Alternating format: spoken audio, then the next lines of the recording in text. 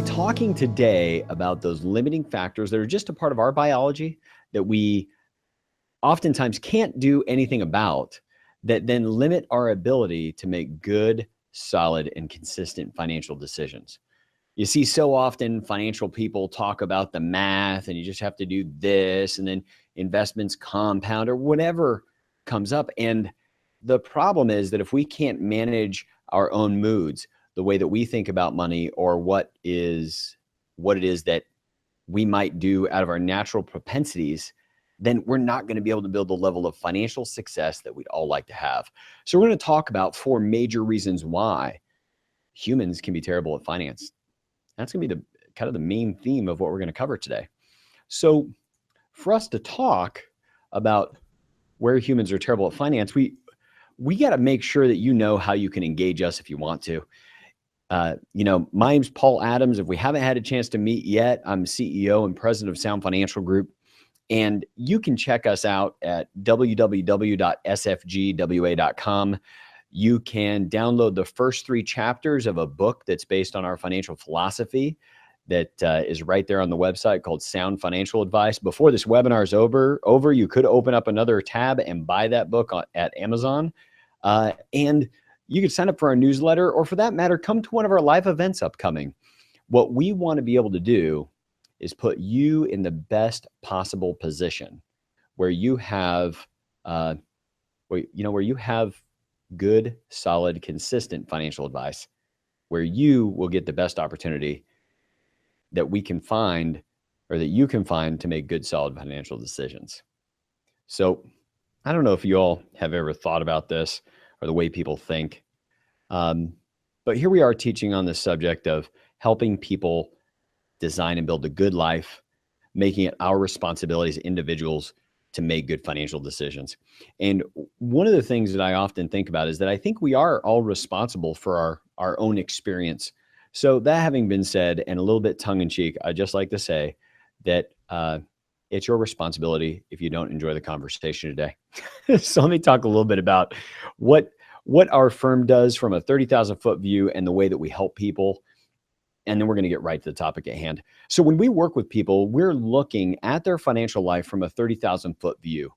We're having a conversation about all of the money and all of the assets that they have, putting them in a position where they have full situational awareness and transparency about their money, because they can see, here's what I have in stuff in my house. Here's what I have in my 401k.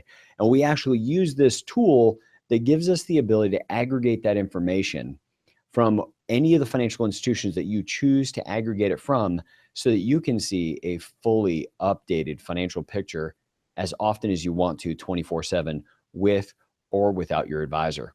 Our objective is to help suitable clients keep money that they're currently forfeiting unnecessarily, either to the IRS or to financial institutions. And we do that on an educational-based platform rather than a sales-based platform, as many firms do. So all that we ask is that people intellectually engage and learn. Now, what you should have got ahead of the webinar today is a really nice several-page long PDF that you could have printed out ahead of this call, or that you could have just had up on your screen, on another screen on your laptop, and be following with us to fill this out. What our hope is, whenever we do any of these focused learning sessions, is to put you in the best position you could be in to retain the knowledge, to retain the information, and continue to learn and read and share what you've learned from working with us. So if you look here, one of the first problems we have as people dealing with our money is that we think that the peacock feathers matter. Why is that? If you look even in nature and you have a peacock, and what does it do to attract its mate or intimidate its opponents? It flaps its tail feathers. And we have that same urge. We have the same urge to want to show that we have prowess, to show that we're taking care of ourselves. And we do that too often by buying cars, by buying homes, the neighborhoods we live in, the schools we send our children to. So why? Why do we do that? Well, we're wired to want to show some of our success that way. But then that begs the question, we weren't always so consumption driven as a country.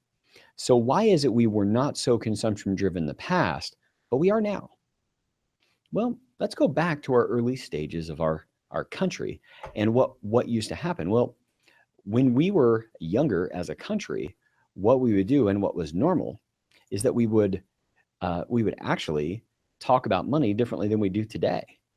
Because in the Old West, so we're going over 100 years ago, if you were a business person or if you had wealth, that wealth was held in different types of vehicles than it's held today.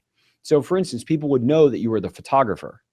People would know that you owned the newspaper or the printing press, or they, as pictured there, they knew that you owned the bar maybe in this city and at least one city over.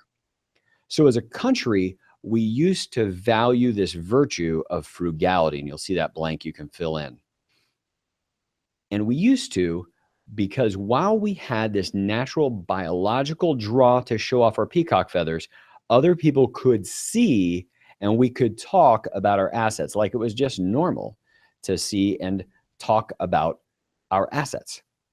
You see, if we were showing, if we didn't have to show people how many head of cattle we have, we just had that many head of cattle and people knew we had 10,000 head of cattle or we owned the newspapers in the next 3 towns. That allowed people to then not spend money, live conservatively. But today, people can't see our assets. And it's become a norm that talking about, and the next blank is finances, is inappropriate. And this is a contributor to our low savings rate. And it's because we're following someone else's strategy instead of holding our own. Now, what you should be able to see coming up on the screen here is you're going to see messages our chief of staff is actually laying in, our operations side, to the chat panel, all the blanks that we need to fill in as we go along. So you should be able to see that if you don't catch anything that I say here. So let's talk about that low savings rate and what it means to adopt somebody else's financial strategy rather than our own. Well, if we look for the people that look like they've demonstrated success, then we're doing it by the cars, the homes, the overall consumption. We're being, for lack of a better way of saying it, we're misleading ourselves, or we're being misled simply by the marketers that are out there. That we are being marketed to by the marketers who would love to have us say that there's a reason we should be unsatisfied with the way our life is now, and we need something new and we need to purchase it so that our lives look better or that our peacock feathers matter. This is one of our biggest biological pulls that works against us. Now, let's talk about how important it is to save the appropriate amount of money, because cash flow trumps rate of return. In an upcoming YouTube video, we're going to be discussing that, so all of you can see the real mechanics that happen when we save enough cash flow. We put ourselves in a position to trump nearly any rate of return we could produce. So let's talk about your current savings rate and how long it would take at that savings rate to be able to retire. Now, this is all based upon a 5% after-tax rate of return, and that once you saved up an amount of money, you then lived off a 4% distribution rate every year. So if you save 5% of your income, now it's all ratios. This doesn't matter how much income you make $200,000, you make $20,000. If you save 5% of your income, it'll take 66 years to be able to retire. If you save 15% of your income, it'll take 43 years. If you save 30%, it'll take 28 years, 50%, 17 years, and at a 70% savings rate, somebody could retire in 8.5 years. Now, that's something that just is against our biology. Like, it's very difficult to do that, especially given that nobody sees where we do it. And all they might see is that we drive a well-used, long-time car, right? A car we've owned for years, and they just see this well-used car we're driving around every day. They don't see our balance sheet. So let's talk about risks versus threats. People get these confused all the time. We worry about the wrong things. If you've got a chance to print out your sheet, what you're going to see is that people confuse risks Risk is an exposure you can protect yourself from or avoid, and threats are things that are likely to cause loss or damage. And we need to realize that many things are posed to us as threats when they're only risks. I'm going to give you an example here. People lose a lot of sleep in thinking about the fact that they might lose their job and never work again, or are my skills going to still be valuable, or could I get laid off? But what people should worry about is the 100% threat that cash flow will end. I'm going to talk about this more later, but I want you to get that someday, pretty much no matter what, your cash flow is going to end because you're not going to be able to work due to sickness or injury. You're not going to be able to work because you're no longer of this earth, you're 6 feet under, or you're not going to be able to work because you aged out of the workforce and nobody values what you do anymore. That's just, I mean, that doesn't sound sexy or fun, and it certainly doesn't sound exciting, but man, is it true that 100% of the time, we're going to have ourselves in a position that we will not have the cash flow we once had. And people do not spend enough time worrying about that. And why are we worried about all these other things? Well, it's because the media is the primary purveyor of the misinformation age. Now, if y'all want to get a chance, you can Google this video later. It's one of my favorite examples of how the financial media's primary objective is to get us to tune in and to stay tuned in. You see, when we're scanning through the channels, they need us to lock in, maybe make it over a commercial break, because what they need to do is get our eyeballs on their channel long enough to be marketed to by one of their advertisers.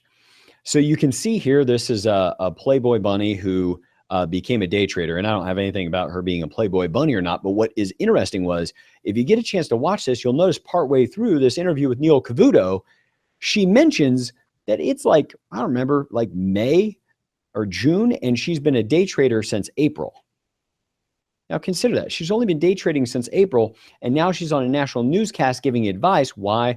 Because it's this really interesting thing they think they can get eyeballs with, because she's a, I don't remember, current or former Playboy bunny. And what's across the bottom of the screen? Wild swings on Wall Street because focus remains on the Greek debt crisis. They have got to capture our eyeballs. One other story on this, I was flying cross country. I happened to be in first class, and there was a whole bunch of pro golfers that were going from one golf tournament to another that I was sitting in first class with. And right before we took off was one of those days in August of last year when the market just went on a wild ride for a few days. And you should have seen all the folks glued to their TV screens, whether it was CNBC or Fox News, but they were all glued to it because they wanted to see what was going to happen next, and they couldn't do anything. Like, think about it. None of them could do a single thing while they're on the plane about what's going on in the market, yet they were glued to it. Why? Why was that important for the marketers? Because they wanted to be in a position where those people watched every single commercial break. And that is what we find ourselves subject to consistently and predictably. So I want y'all to do me a favor, if you would. You're listening. Hopefully you're not listening to this in your car, given what I'm about to ask you to do. But what I want you to do for a moment is just close your eyes. Like, if you're not quite settling with this, that the bad news is what markets well to us, I just want you to close your eyes for a minute. Okay. And I want you to picture a big, big, beautiful bowl of cherries. Picture them in kind of a large white bowl. And they're recently washed, still some water beaded up on the skin of those cherries. And then just picture a cockroach climbing right across the top of them. Right now, Daniel Kahneman talked about this in his book, Thinking Fast and Slow. He's a Nobel laureate. And what he discussed was the fact that literally one cockroach will blow the appeal of an entire bowl of cherries. But there is one cherry makes zero difference on a bowl of cockroaches. and we forget that. We forget that the one little bit of bad news takes us off in a whole new direction, and it can have us break strategy, but it may not matter, right? That's why the financial media is constantly marketing threats to us or risks to us as if they're threats. while we ignore the real threats. We'll talk more about that in a few minutes. So a cockroach ruins a bowl of cherries, but a cherry does nothing to increase the appeal of a bowl of cockroaches. And too often we don't realize how much our bodies are wired to think that many things are threats. Then we change strategy. Because people worry about the probable things, the things that are probably going to happen, but we could totally recover from. And then they ignore the things or neglect the things that are possible that we cannot recover from. You see, we just worry about the wrong things. We give you another example of that. People spend much of their time worried about the next 10% downside in the market. Oh my gosh, I think the market's going to go down 10%. But what they neglect to do is pay attention to the next 100% of market upside. It's just one more example of where we worry about the wrong thing. Number three, we think of current cash flow and not future capital. So I'm going to give you an example here. This is a regular client making a couple $100,000 a year. And here's what somebody usually thinks about. Usually, as you're listening today, you're probably thinking of this too. I make $200,000 today, and what I need to have when I retire is I need $200,000 a year. And that's the way we relate to it. We think to ourselves, 200,000 today, 200,000 in the future. That next blank is when we're working, we're conditioned to think that income matters. Every year, our cash flow, the money we make as a household, is created by employing our human life value. But it's not our cash flow that matters, that it's no longer our human life value that's producing that cash flow in retirement. It's capital at work that produces the cash flow. And the capital at work is a very different number. You see, it takes $5 million. That's the same 200,000 we saw on the last screen. And yet, it's $5 million of capital that's required to produce that $200,000 a year of cash flow. See, cash flow is what matters in retirement. But we takes a ton of capital to do the job that we did naturally as a part of working in the marketplace that was a part of our human life value prior. Now, next, we try to predict for profits. You're going to see that in your notes. We're now in section 4. And we try to predict for profits when it comes to our money. That what we want to do is we want to put ourselves in the position where what we can do is we can show that we can predict and make money. Now it goes all the way back to us doing crops years ago, right? If we were growing crops, we needed to predict rainfall. We needed to predict how much the sun was going to shine different times of the year. And we got used to predicting things. The problem is the markets that we have today can't be predicted the way crops might have been able to be predicted 200 years ago. So what do we do here? Well, we think, and we certainly work toward the idea that markets are going to go up. Okay. That you're investing, that markets overall are going to go up. That's why we invest. That's why we buy stocks and bonds, as we hope over time those things are going to continue to make us money. And yet, if you hold a properly, globally diversified portfolio and academically allocated, which we'll talk about just briefly in our conversation today, then you're always going to have something in your portfolio that you don't like the performance of. I'm going to say that again. If you have a properly globally allocated portfolio and globally diversified, academically allocated, you will have something in that portfolio that you don't like.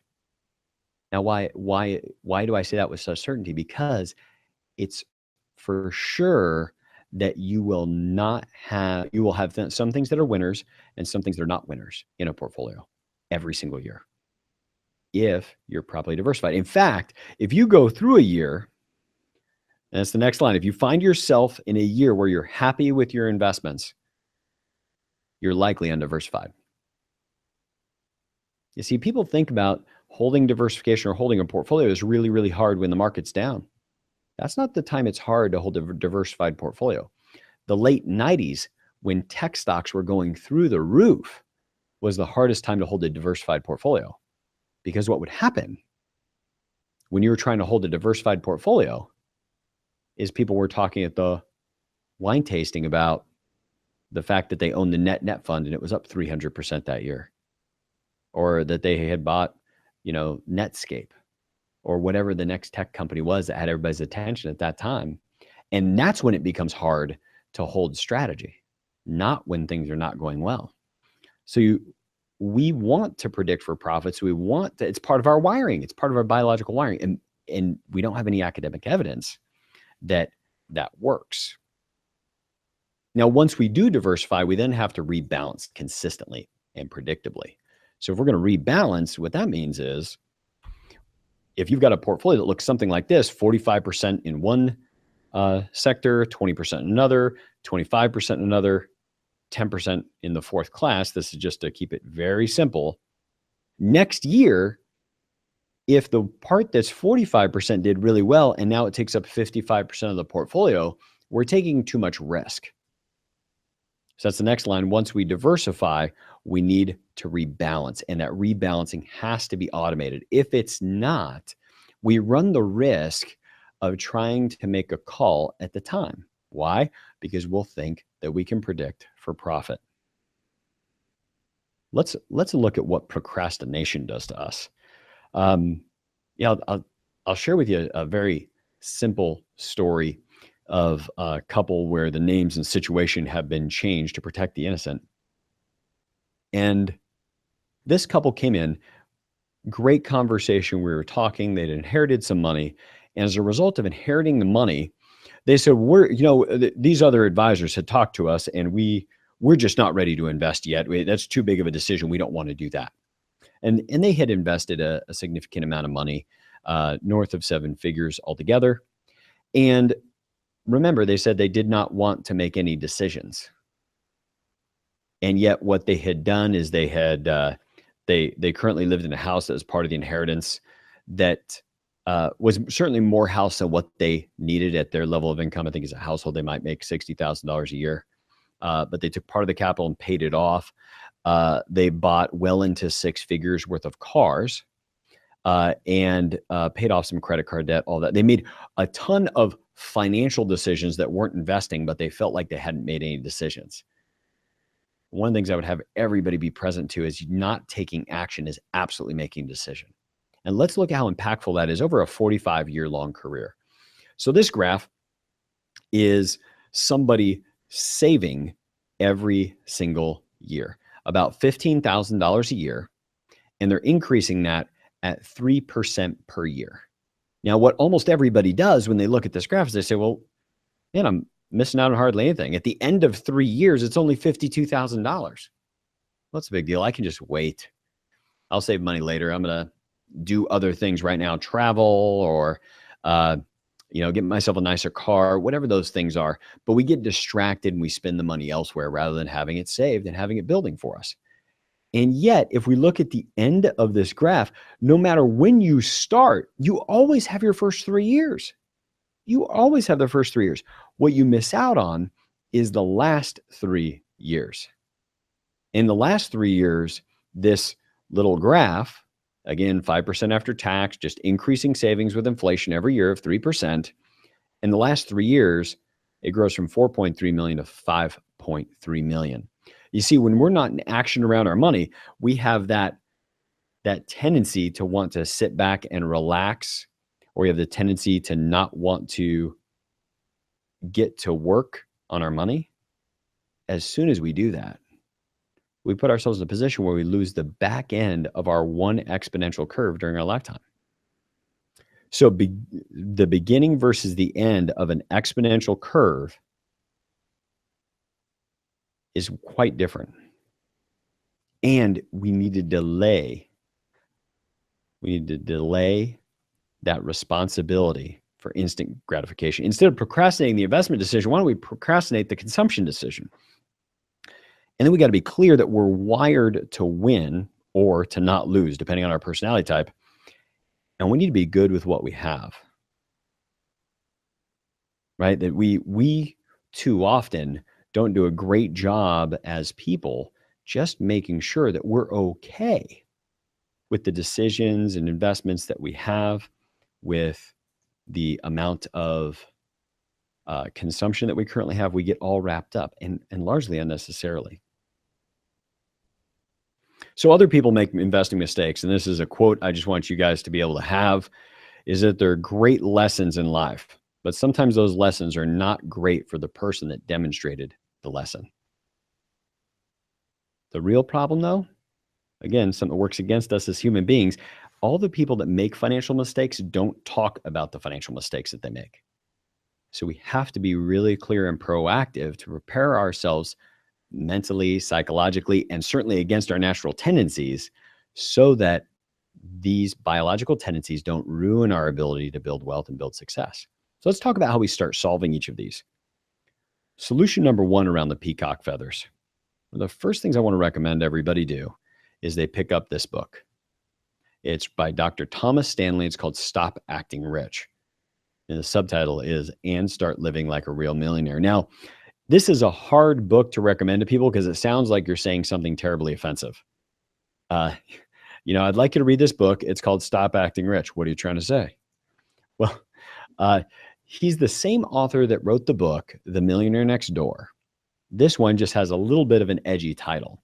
And this edgy title really talks to how often we're trying, and we're wired and marketed to this way, to try to mimic pieces of the wealthiest Americans' lifestyles.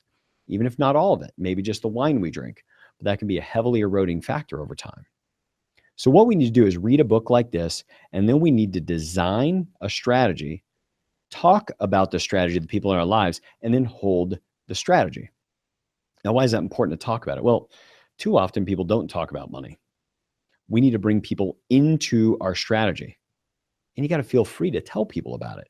Like, we don't talk about money and how's that working. Now, it doesn't mean you need to go out of your way and tell people what you make for a living, although I'm not opposed to that. But you do have to have some normal conversations about other things and what you put in payment down on your lease on your new car and what you're paying every month on it, or what the interest rate is on your home. We're never going to get to where we want to go just talking about those things. So what can you do to begin that conversation? Well, we do these webinars on a regular basis. We have in-person client events. We do podcasts. Like, invite your friends onto them. Go have a cup of coffee with a friend of yours after listening to one of our podcasts, or somebody else. It doesn't need to be us. And talk about what you learned about it and how you felt like it applied to your life. Come to one of our client events. We do a 30-minute, wine and food, and then we spend a 1-hour focused learning session. And then after that, we're hanging out, fellowshipping after, having some great conversations. That's what we want to open up for all of our clients, is to get the space to be able to talk about money. So bring your 8 closest friends to a financial related event. Ours are certainly open to that. Set up a wealth coordination account and set aside your asset buying money. Now, if you're not working with our firm right now, that's okay. You can reach out to us, set up a 30-minute phone call. In fact, one of the things I'll do is I'll put up here right now, if at any point during this call, what you want to do is just have a 30-minute conversation with somebody, we'd be happy to engage with you, do what we can. You can click on that button, request a conversation, and we'll do whatever we can to help you and see whether or not even we're a fit. We have 30 plus folks with our firm who all have a heart for wanting to help people and help them make good decisions. So I'm just going to leave that up on the screen during the rest of our conversation today. This is a big one, y'all. I just want you to be in a position that you can tell your money where to go instead of asking your money where it went. And that's what everybody's doing. Everybody's asking their money, like, I don't know where it goes. I don't know. Well, that ain't good. And the reason it ain't good is that it doesn't build the future we want to build.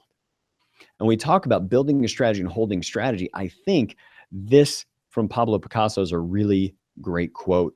Our goals can only be reached through a vehicle of a plan in which we must fervently believe, upon which we must vigorously act. There is no other route to success. I think that equally applies to what we do financially. You got to build a strategy which then insulates you from all the risk of wanting to do the peacock feathers, because you can be and build or cultivate contentment in your own actions because you're not looking for that outside influence or some measure against what others are doing. Solution number 2, risk versus threat. Now, what I would have you do, all of you, is just consider that you need to protect yourself from the 100% chance you will one day lose your income. Now, this is a big wooden mallet about to squish a frog. And what I want you to think about is, what are the risks that we have that we cannot insulate ourselves against? Like by ourselves, we need to do something else. Like the real risks that can take us out in life that are irrecoverable are what? Well, your assets could be taken from you. You could be sued in a car accident. And if there's an error in your car insurance, you could just be wiped out. Your income could stop due to sickness or injury. That's where disability insurance comes in, some sort of income protection or income continuation strategy. Your income could certainly stop due to death. So we got to have the life insurance in place. And this is the big one, the one that people sort of think about, but they don't take it as seriously as they should most of the time, is that you could reach old age without enough assets. What do all 4 of those boil down to? Cash flow ends. One day, absolutely, without question, your cash flow is going to stop. That is the highest stakes game going. Your income will one day end. And when it does, you have to have capital at work in place that's going to put you in the position that you can continue your cash flow from assets, because your cash flow from income one day is going to stop. It'll be because we got sued and somebody took our cash flow. It'll be because we're sick and injured, or sick or injured, and we can't work anymore. It'll be because we died, or it'll be because we lived a long, full, and wonderful life, and yet our cash flow has to stop one day. Are we prepared for that? Like it's a 100% likelihood. Too often we're not. That has us begin to pay attention to the real threats, and then in the background, all these little risks of like, well, the market could go down a little bit. You know, I could lose my job. Some of those things start to fall in the background when properly measured against the certitude of the risk of cash flow one day ending. Now, let me talk a little bit about financial entertainers. You're going to see that in your next section here. We talked about already, the financial media wants to keep your attention. That's what they're there for. But what I want you to do to overcome that is, when you hear an opinion that says what you're doing is a bad idea, right? Or that something is a good idea, pause, verify. Don't take it just because you read it on a blog. Don't take what I'm saying on one of these broadcasts because you should run out and do it. I don't know your exact financial situation as you listen to this, but you could engage with an advisor who does. Be sure to take in all the opinions and ask why. Like, why is that a good idea? Why should I do that? Then work with your coach, like one of our advisors, check the opinion and measure that opinion against math and scholarship. Okay. Don't put yourself in a position where you're making a decision because somebody said it's a good idea and it will probably work out. Now, we talked a little bit about the problem of current cash flow not being the problem, the situation that we're after, but rather we need capital at work to produce future cash flow. So I want to share with you the easy math that you can do yourself about this. So if you have $1 million, that's worth about $40,000 a year of income. $1 million is worth $40,000 a year of income. So if what you wanted to replace is $200,000 a year, that's where we come up with the $5 million capital at work required to get that done. So your easy math is whatever you need to produce in the future, look at your balance sheet through the filter of cash flow, and that's your assets times 4%. It's also a good one to do as it relates to your income. How much life insurance has to be there to replace your income? Well, if it's going to actually replace your income, it's 25 times your income. Now, most people listening to our webinar today, most people reviewing this on YouTube later, will not be able to buy that much life insurance. But in reality, to fully replace your income, you can only take a 4% distribution and create some degree of likelihood that that income is going to last for the next 30, 40 years, just like retirement is trying to replace you and your income if you were to die early. So you don't have $1 million every time you have $1 million in your balance sheet. You only have $40,000 a year. One small note, that does not count. If you've got home equity does not count here. Why does home equity not count? Well, because it's not an income generating tool unless we do some things later on to set you up properly to do something like a reverse mortgage, et cetera. But we can't count on that on the front end. We don't know if those vehicles are even going to be around. So you got to count the capital at work you have elsewhere in your life outside of those consumables like a home. Now, we talked about the predicting for profit. So let's look at solution number 4 around predicting for profit. Well, we know now that we can't simply predict who's going to beat the market at different times. So this is a study that was done where they took Morningstar, and Morningstar is this large service that rates all kinds of mutual funds and money managers out there and gives them a star rating.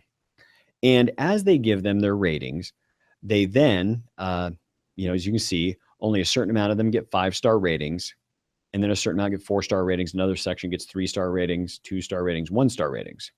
What you'll see down here is a scatter graph of the subsequent performance of each of those fund managers on the same percentile measure of here's our 1-star, 2-star, 3-star, 4-star, and 5-star managers, and how they did as percentiles moving forward.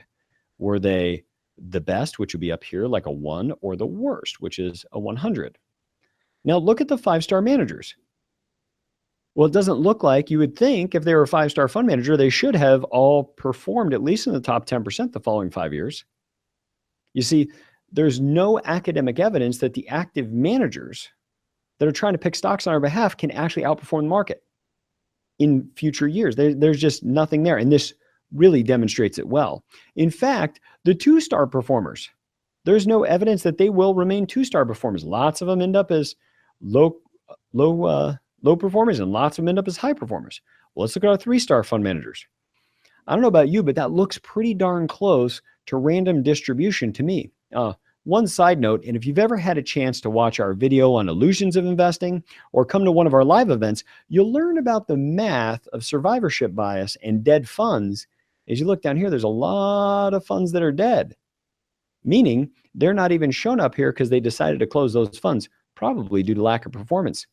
The one correlation you can find is a fund that is a 1-star fund does seem to have some correlation to remaining being a lower performer, but that's it.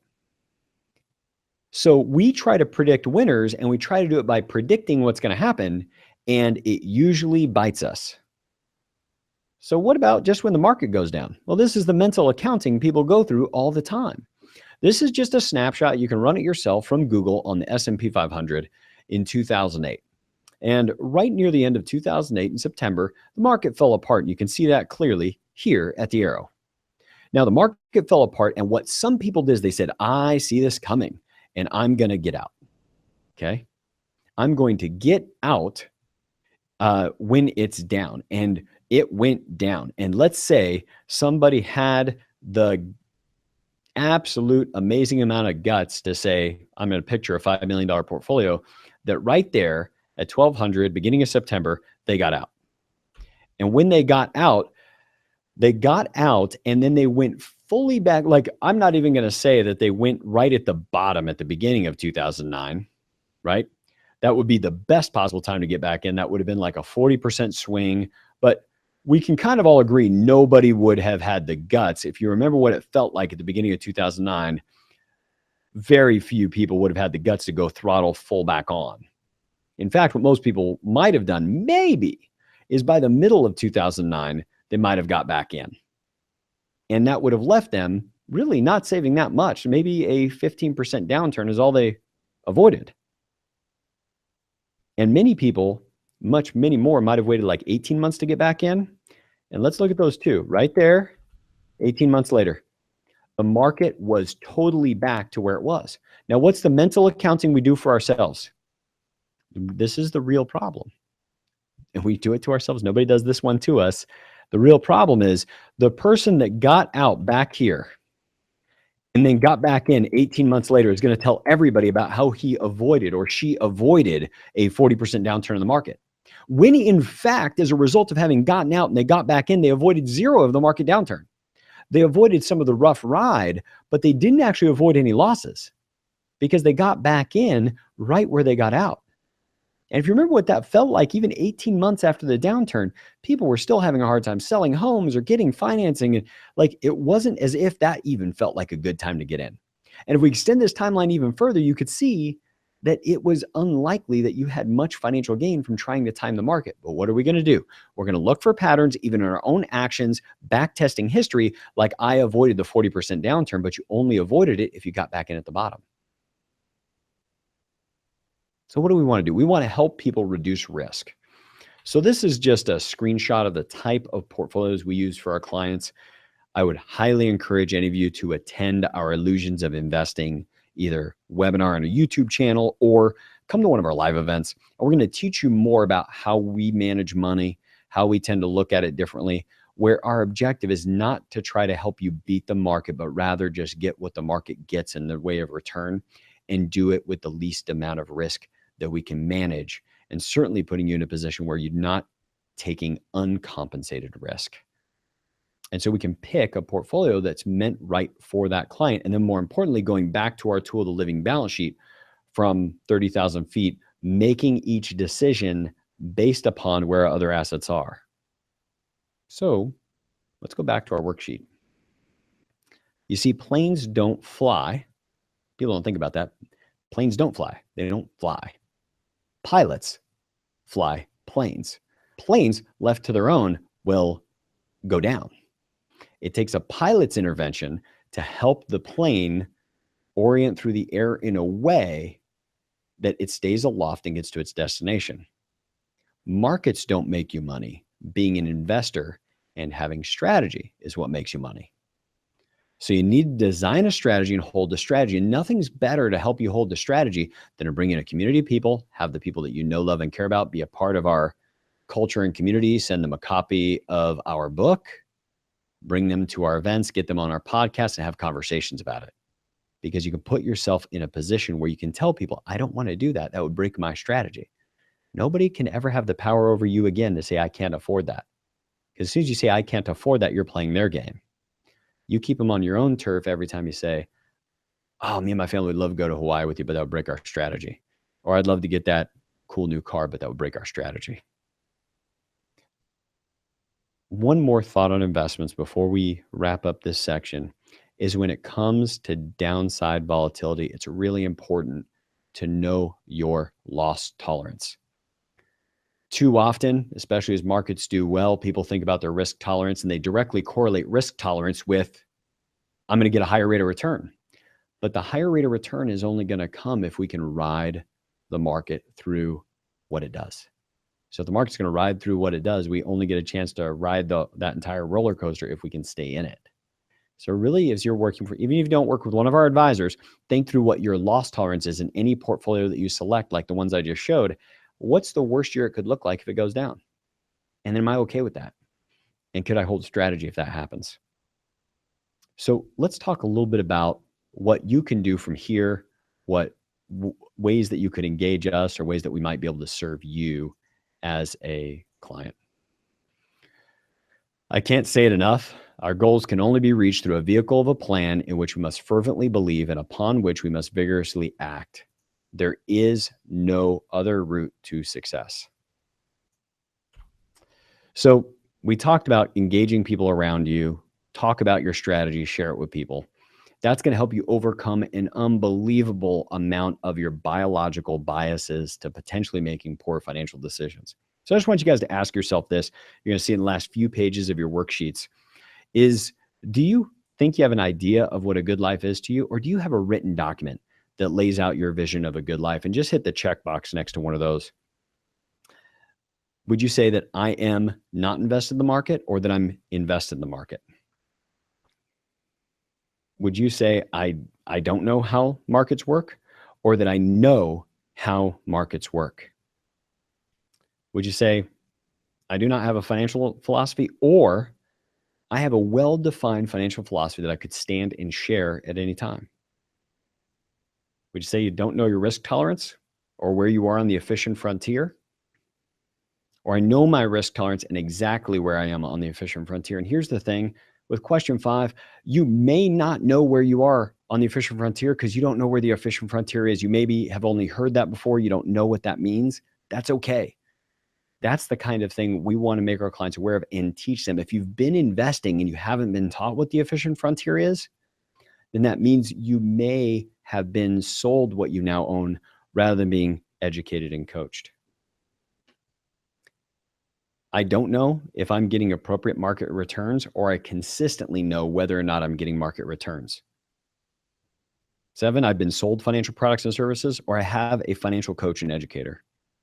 8, I make each financial decision as it arises, like right in front of me, reactive, or I have a customized lifelong financial strategy, and I always make my financial decisions according to it. 9, I'm unaware of how each of my financial decisions impact one another, like they dovetail. Do they work together?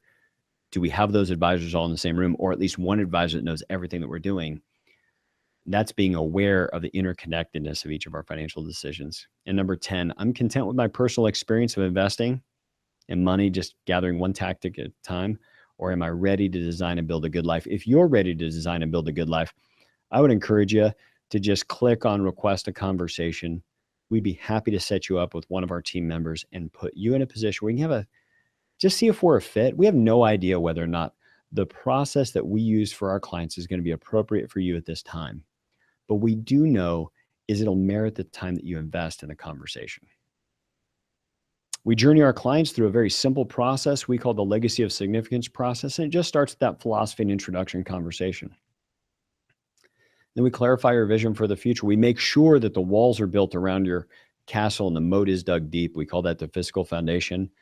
We have the alignment navigator meeting, and that one's really built to make sure that the decisions you're making are as efficient as we can help you make them. And once we decide on a decision, when you and your spouse feel comfortable with a decision, then we can implement that. And last but not least is the relationship expander. You probably heard about us today, maybe from a random Google search, but in all likelihood, you probably heard about us because somebody who cares about you shared about us. And what we always give our clients to do is the opportunity to be able to pay that forward to the other people in their life that they care about.